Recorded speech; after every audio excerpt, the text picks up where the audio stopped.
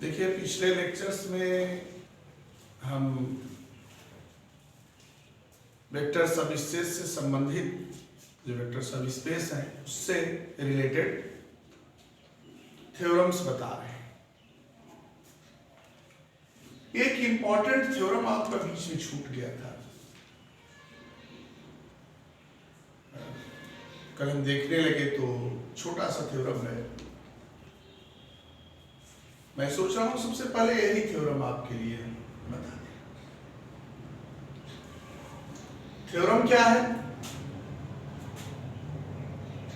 कि let V be a vector space over field F और alpha beta किसके element है? V के। यदि अल्फा बीटा V के एलिमेंट है तो इन्हें क्या कहेंगे? वेक्टर्स। और AB किसके एलिमेंट है? F के। अगर AB F के एलिमेंट है तो क्या कहे जाएंगे? स्केलर्स। तो हमको यह प्रूफ करना है कि यदि A अल्फा बराबर B अल्फा और alpha not equal to 0 then A equal to B। और दूसरी चीज हमको ये प्रूफ करना है कि A alpha equal to A beta and A not equal to 0 implies alpha equal to beta. एक बार हमको दोनों स्केलर्स को इक्वल शो करना है और दूसरी बार हमको दोनों वेक्टर्स को इक्वल शो करना है। जब स्केलर्स को इक्वल शो करना है तो वेक्टर नॉट इक्वल टू 0 हम दिखा रहे हैं, और जब वेक्टर्स को इक्वल टू शो करना है तो स्केलर्स को। बहुत सिंपल सा प्रूफ है। देखिए, पहले का V है A अल्फा बराबर B अल्फा। ये क्या इंप्लाई करेगा? यह इंप्लाई किया कि A alpha minus B alpha equal to 0। फिर इसको हमने क्या लिखा? A माइनस B छोटे कोष्टक में alpha equal to 0। A minus B in small bracket and then alpha. ये क्या है? Scalar multiplication with vectors. यहां एक चीज आप हमेशा केयरफुल रहिएगा कि वेक्टर स्पेस में स्केलर मल्टीप्लिकेशन और वेक्टर एडिशन दोनों के लिए क्लोजर लॉ होल्ड किए जाते हैं। और जब हम जैसे वेक्टर स्पेस की डेफिनेशन बताए हैं, ए उसमें सबसे इंपॉर्टेंट लाइन मैंने अंडरलाइन किया है कि A belongs to F and alpha belongs to B implies A alpha belongs to V vector space. तो ये जो नया एलिमेंट हमारे लिए बनता है, चाहे वो A अल्फा हो चाहे B अल्फा हो, ये किसका होता है? V का। यानी ये वेक्टर्स है। और यहां जब भी हम इसको लिखते हैं तो पहले स्केलर क्वांटिटी लिखी जाती है, बाद में यानी पहले स्केलर्स लिखे जाएंगे, बाद में वेक्टर्स लिखे जाएंगे जब भी हम स्केलर मल्टीप्लिकेशन की बात करते हैं। तो यहां क्या हो गया? A minus B in small bracket alpha equal to 0। Since alpha not equal to 0 so A minus B equal to 0. If A minus B equal to 0, this implies A equal to B. इसका second part देखिए क्या है। ठीक उसी ढंग से we have A alpha equal to A beta implies A alpha minus A beta equal to 0। फिर A alpha minus beta equal to 0। A not equal to 0। अगर A नॉट इक्वल टू 0 तो alpha minus beta equal to 0। और यदि alpha minus beta equal to 0 है, इसका मतलब हो गया अल्फा इक्वल टू बीटा।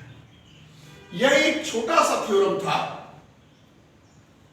जो कि छूट गया था पीछे, इसलिए आज इसको सबसे पहले बता दिए। अब हम आते हैं अपने जो हमारा टॉपिक चल रहा है उसको कंटिन्यूएशन में हम किए हैं।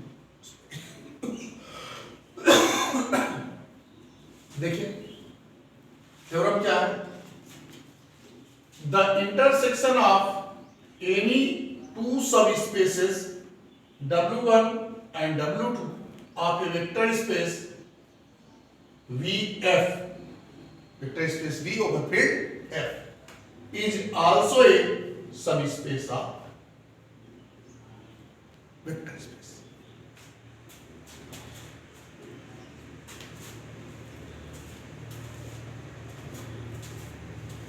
देखिए बहुत सिंपल प्रूफ है इसका, थोड़ा सा केयरफुल रहना पड़ता है।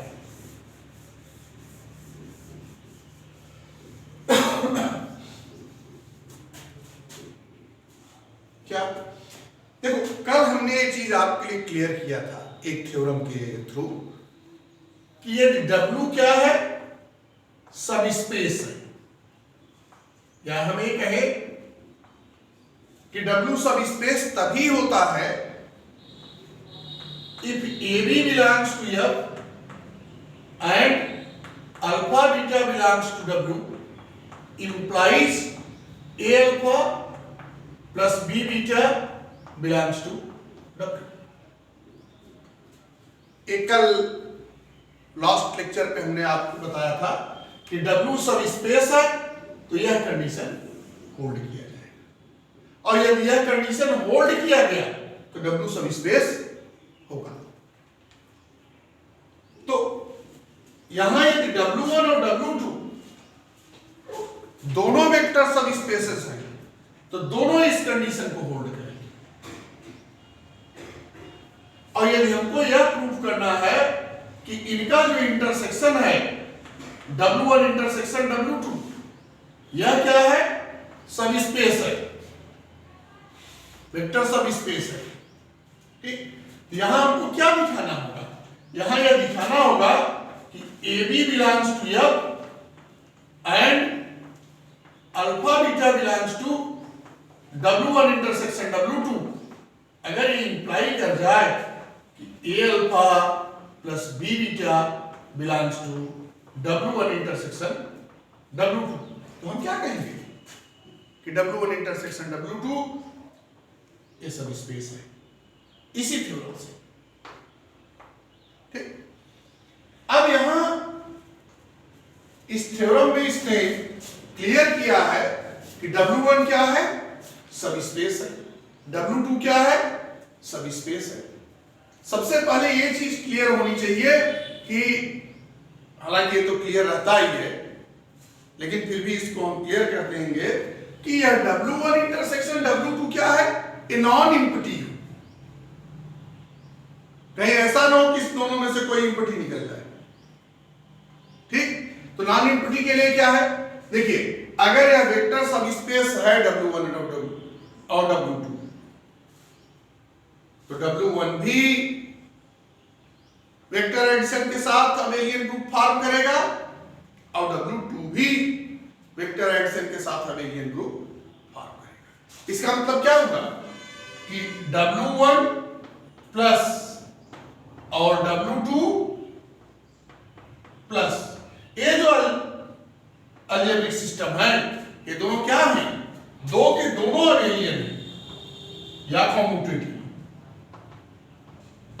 और अगर ये अबेलियन है तो इनके पास एडिटिव आइडेंटिटी है, यानी जीरो है। तो हम यही चीज लिख रहे हैं कि जीरो किसका एलिमेंट है, W1 का है, जीरो किसका एलिमेंट है, W2 का है।